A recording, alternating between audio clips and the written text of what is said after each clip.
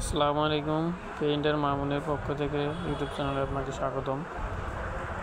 আমি একজন রং মিস্ত্রি। তো আপনাদেরকে বিষয় একটা বলি, সেটা হচ্ছে আপনি যদি আপনার বাসা বিল্ডিংয়ের যে কোথাও কাজ করেন না কেন, অবশ্যই সার্ভিসটা ভালোভাবে আগে পরিষ্কার করে নেবেন।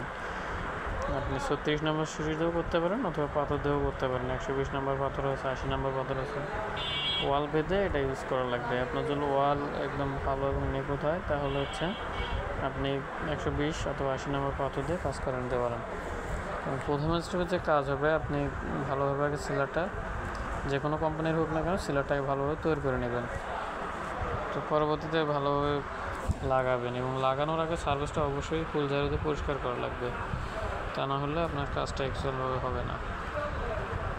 তো আমাদের এটা কাজ প্রায় শেষ, কাজ অল্প একটু কাজ আছে আমাদের। আমরা গ্রিলগুলো এবং জানালা পাল্লাগুলো তো শুধু ব্রাউন কালার করছি, ওয়ালে জাস্ট শুধু সিলার লাগাইছে এবং কম্পেয়ার করতেছি স্টার্টিং।